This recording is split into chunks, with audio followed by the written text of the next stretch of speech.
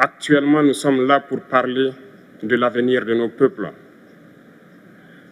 de ce qui va advenir demain, de ce monde libre auquel nous aspirons, de ce monde sans ingérence dans nos affaires internes.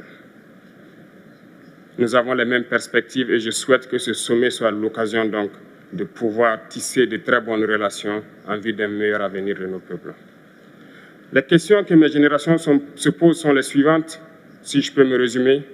C'est de ne pas comprendre comment l'Afrique, avec tant de richesses sur notre sol, avec une nature généreuse, de l'eau, du soleil en abondance, l'Afrique est aujourd'hui le continent le plus pauvre. L'Afrique est un continent affamé. Et comment se fait-il que les chefs d'État traversent donc le monde à mendier? Voici des questions que nous nous posons et que nous n'avons pas de réponse jusque-là. Nous avons l'occasion de tisser de nouvelles relations. Et j'espère que ces relations puissent être les meilleures pour donner un meilleur avenir à nos peuples. Pour ce qui concerne le Burkina Faso, aujourd'hui, nous sommes confrontés depuis plus de 8 ans à la forme de manifestation la plus barbare, la plus violente du néocolonialisme, de l'impérialisme. L'esclavage qu'on tend encore à nous imposer. Nos dévanciers nous ont bien appris une chose. L'esclave qui n'est pas capable d'assumer sa révolte ne mérite pas que l'on s'apitoie sur son sort. Nous ne nous apitoyons pas sur nos sorts, on ne demande pas que quelqu'un s'apitoie sur notre sort.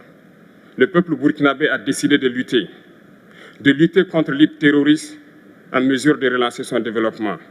Dans cette lutte, des vaillants peuples, des vaillantes populations se sont engagées à prendre les armes face au terrorisme, ceux que nous avons affectueusement appelés les VDP, des volontaires. Nous sommes surpris de voir les impérialistes traiter ces VDP de milices et de tout type. C'est décevant, parce qu'en Europe, lorsque des peuples prennent les armes pour défendre leur patrie, on les traite de patriotes. Nos grands-pères ont été déportés pour sauver l'Europe. Ce n'était pas avec leur consentement, contre leur gré. Et bien au retour, on se rappelle bien qu'à Tiaroy, lorsqu'ils ont voulu revendiquer leurs droits élémentaires, ils ont été massacrés. Cela ne fait rien donc. Lorsque nous, peuple, nous décidons de nous défendre, on nous traite de milices. Mais là n'est pas le problème.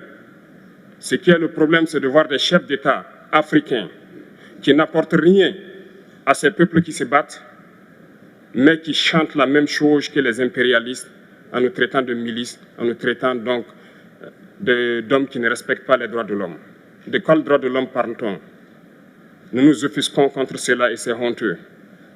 Il faut que nous, chefs d'État africains, nous arrêtons de nous comporter donc en marionnettes qui dansent à chaque fois que les impérialistes tirent sur les ficelles. Hier, le président Vladimir Poutine a annoncé donc l'envoi de céréales en Afrique. Nous sommes bien contents. Nous lui disons merci pour cela. Mais aussi, c'est un message passé à nous, chefs d'État africains, parce qu'au prochain forum, nous ne devrons pas venir ici sans avoir assuré, pour ceux qui ne connaissent pas la guerre, l'autosuffisance alimentaire de nos peuples. Nous devons prendre l'expérience de ceux qui ont pu déjà atteindre cela en Afrique, tisser de bonnes relations ici et tisser de meilleures relations avec la Fédération de Russie pour pouvoir assouvir les besoins de nos populations.